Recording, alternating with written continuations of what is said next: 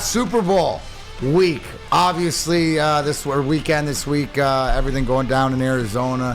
One of the coolest times of year to see different guys sort of out of their element. A lot of talk going on, but even though it's the Philadelphia Eagles, Kansas City Chiefs in the Super Bowl, there's a lot of talk going on. And one of the things yesterday, if you didn't catch it, was our guy, our running back, Jamaal Williams, who is not yet re-signed, correct, gentlemen?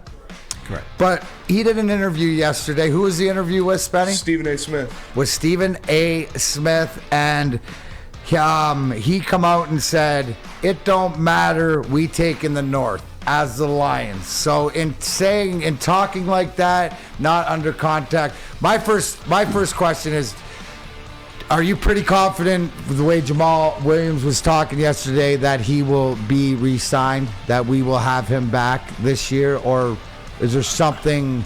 There's a glitch. There's a glitch there. That's why we have Terry Foster, and he is a media legend in this town. Here's what this does mean. Jamaal Williams wants to return to the Lions. If he doesn't, it's going to be because the Lions said no to Jamaal Williams. It won't be because he said no to the Detroit Lions. The Lions still have to decide how much do we want to pay him. And I know people are going to say, well, it sounds like he's going to give him the hometown discount. No, he won't. There's no such thing. I shouldn't say there's no such thing, but the hometown discount thing is really, really overrated. Here's what could happen, though. Jamaal Williams could say, hey, look, Phoenix is offering me this, and you're offering me this. Can we do something here? So he might say, come on, let's work this out because I want to stay here. Now, that's going to put the ball in the Lions' court where they can still say no. No, we're only going to pay you $5 million a year. We're not going a dime above it. I know Arizona's offering you $7.5 million. We're not going to go there. So the talk for Jamaal Williams at the Super Bowl is putting the ball in the Lions' lap. So the Lions are now in a position where they're going to have to say no to him because of cap and ramifications. If they don't want him. Right. Well, it's not that they don't want him. Right. They don't want him for a certain price. Right. They can't afford it because it goes back. There's a couple things here, Terry. Right? We hear a lot of times, and it's different strokes for different folks because this is who Jamaal Williams is. And somebody might be saying, well, why are you an athlete? Why are you tipping your hand? No, because exactly so and a player like Jamaal Williams, who we know being in this town, what he meant on the field, but also off the field, behind the scenes, the hard knocks, the interviews and stuff like that. He's just laying it out there. Now, it comes back around to Brad Holmes, and does he fit the Brad Holmes? Brad Holmes being said by here Terry Foster, the greatest GM in Lions history, right? These are the tough decisions, right? So the favorite players that when your teams get better, and we're having the same thing with the Red Wings right now, if we change subjects, we change names about contract discussions, but does it come down to the guy that you trust in Brad Holmes? Now, as we sit here today, is Brad Holmes still the greatest GM in Lions history?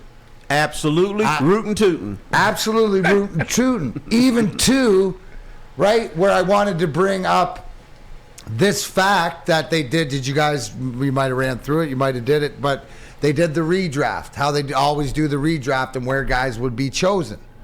Well, it just so happened that at number 2 and number 12, right, the guys that were redrafted were the same guys Brad Holmes chose. Aiden Hutchinson at 2, right? The guys that were the same were Hutchinson at 2, Thibodeau to the Giants, and then even though Minnesota had the 12th pick, they would have took Jameson Williams, which tells me, evaluator of talent in the draft, we have one of the best guys.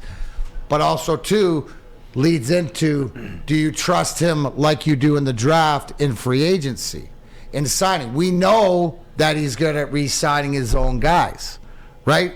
As he did last year, the conversations of what we had. I guess my question is right here, Terry, because the conversation we had before is Jameson Williams be like between 4 and 4.5, right? Did we say for 2 years?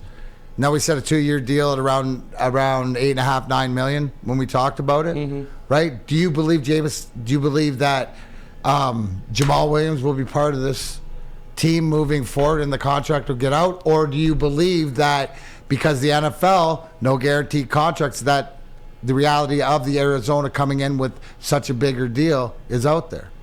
Jamaal Williams will be a Detroit Lion next year. His heart is here. He excelled here. And I think the Lions will look and evaluate him and say, you know what? He fits. He fits his locker room. We like his passion. So you have those things all weighing in.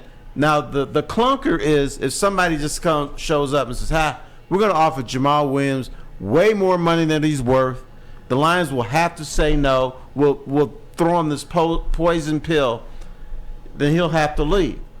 Unless somebody throws in a poison pill, which is possible, he will be here. Both sides want each other. Now, I'm going to make another prediction. If Jamaal Williams signs somewhere else, Brad Holmes is going to get ripped by the fans. But what'll happen, he'll probably rush for 400 yards and 5 touchdowns wherever he goes. If he signs with the Lions, not saying he's going to get 17 T's again, but he'll probably get 15 touchdowns, rush for 1,100 yards, and be a productive member. Because, in other words, Brad Holmes is going to determine if he's got another year or two left in him as a running back. He's already evaluated that. And running backs are just so disposable.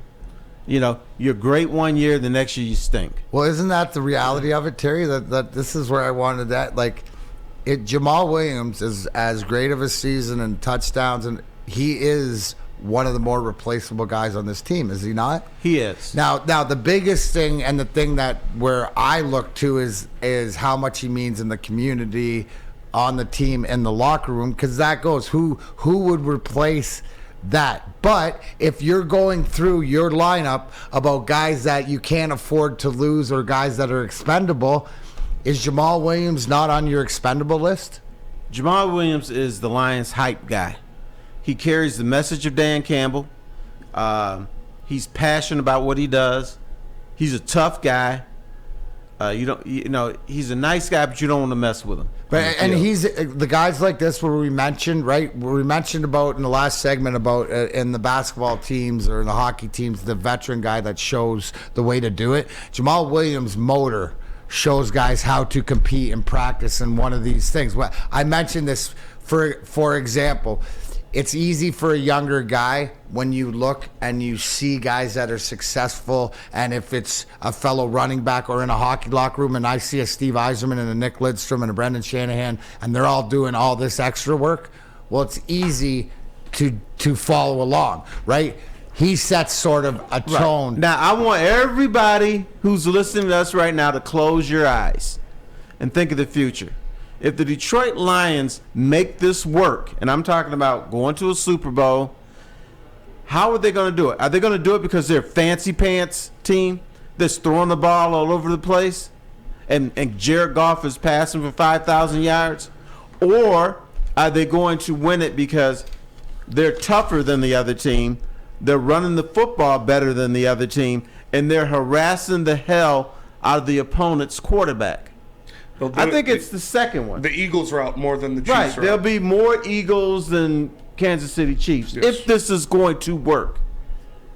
If this is work, we're going to be sitting back here and saying, man. We're not going to say, man, that team sure is pretty. No, we're going to be saying, man, those are some tough SOBs. No, I don't want to mess with them. I'm going so through Jamaal Williams is very important because that's what he is.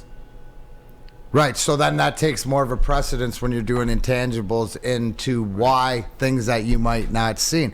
Gromit 0237, what do you think? See, I don't agree with this. Is that the Lions will find a way to outsmart themselves? Isn't that past line behavior? I don't think that this is just regime behavior. It is, but Darren, there's a 10% chance that could happen because another team could just give the Lions and Jamaal Williams like a poison pill contract.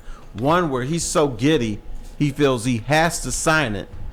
And the others with the Lions are like, okay, if we sign him to this, we can't do this on defense, so we're going to have to skim back on other things. But I don't feel this regime, no matter what, because of the decisions, the tough they made, and maybe it's not relevant, but to me, making tough decisions on coaches that you've hired yourself and your offensive coordinator 1 year and then a defensive backs coach, that's showed me that you're willing to make the tough decisions. And to your point, you said 10%, right? 10%. No. You said 10%. Yes. Holy, you didn't say 90%. I know, that's what I was going to say. Dude, what was the past? That's what I tell the people. You said 10%. Because in the past, what would it have been if this was Bob Quinn or Matt Millen? Maybe 85%.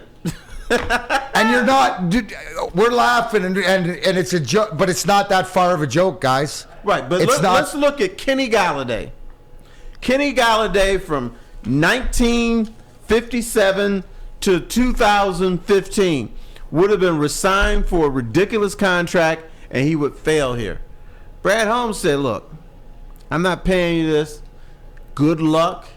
I hope you find a good team, and I wish you the best. Because I'm going to go draft a guy that's going to make as much money as you in the month of September. Amon-Ra, St. Brown, and we'll pay him later on. Which is why, Terry, when I preface that when Terry Foster said this is the best GM in the Lions history. Now, I guess if people go, well, that's not really accomplishing anything, but it is. Because things like that, the coaching decisions that have been made along the way, the not re-signing of contracts, the draft. Now, I agree, drafting Brad Holmes is elite.